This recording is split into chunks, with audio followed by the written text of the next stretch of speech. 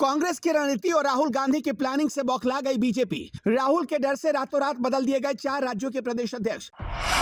जब दिखने लगी मोदी और अमित शाह को हार, तब बदल दिए गए फूके हुए कारतूस। एक केंद्रीय मंत्री को जिम्मेदारी तो एनटीआर की बेटी को मिला एक राज्य। बीजेपी में नेताओं का पड़ा अकाल। जो कांग्रेस से आए रातों रात बीजेपी में पांव पूजा जाने लगा।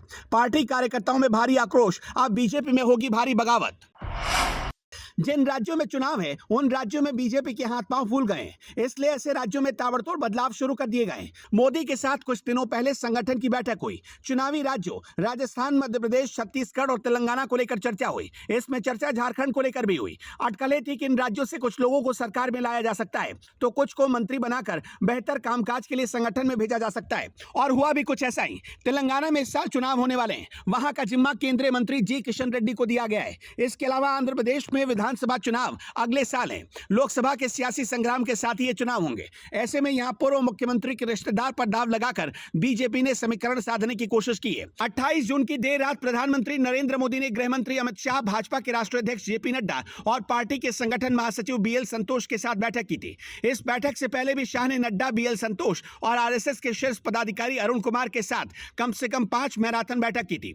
बीजेपी ने केंद्रीय मंत्री जी किशन रेड्डी को तेलंगाना के भाजपा प्रदेश अध्यक्ष के रूप में नियुक्त किया। एनटीआर की बेटी और तेलुगु देशम पार्टी के अध्यक्ष चंद्रबाबू नायडू के रिश्तेदार डी पुरंदेश्वरी को आंध्र प्रदेश बीजेपी के प्रदेश अध्यक्ष के रूप में नियुक्त किया गया है।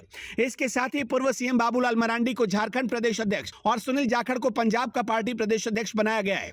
इसके अलावा इटाला राजेंद्र को तेलंगाना भाजपा के चुनाव प्रबंधन समिति का अध्यक्ष और आंध्र प्रदेश के पूर्व मुख्यमंत्री किरण कुमार रेड्डी को भाजपा की राष्ट्रीय कार्यकारी समिति का सदस्य नियुक्त किया गया है। इससे पहले 28 जून को देर रात प्रधानमंत्री नरेंद्र मोदी ने गृह मंत्री अमित शाह, बीजेपी के राष्ट्रीय अध्यक्ष जेपी नड्डा और पार्टी के संगठन महासचिव बीएल संतोष के साथ बैठक की थी।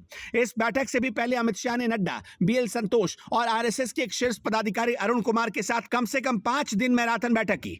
5 जून, 6 जून, 7 जून इन शीर्ष नेताओं ने भाजपा मुख्यालय पर लंबी बैठक कर पार्टी में बदलाव की रूपरेखा तैयार की थी। इसके बाद प्रधानमंत्री के साथ हुई बैठक में इन बदलावों पर चर्चा हुई और पीएम ने बदलावों पर अपनी मोहर लगाई। अब बदलाव क्यों जरूरी था, इसे भी समझने की जरूरत है। जिस तरह विपक्षी दलों ने पटना में एकता बैठक कर भाजपा को चुनौती देने की कोशिश की, उससे भी पार्टी को अपनी चुनावी तैयारियों को दोबारा सही करने की जरूरत महसूस हुई। कर्नाटक और हिमाचल प्रदेश के चुनाव परिणामों ने भी पार्टी को अपनी चुनावी रणनीति पर पुनर्विचार करने की जरूरत बताई। कांग्रेस ने जिस तरह विभिन्न राज्यों में मुफ्त चुनावी वायदे से चुनावी समीकरणों में नया पेंच पैदा किया, केंद्र सरकार के सामने उससे निपटना नई चुनौती हो गई है। बदलाव में इन्हीं सभी चुनौतियों से निपटने की रणनीति दिखाई दे रही है।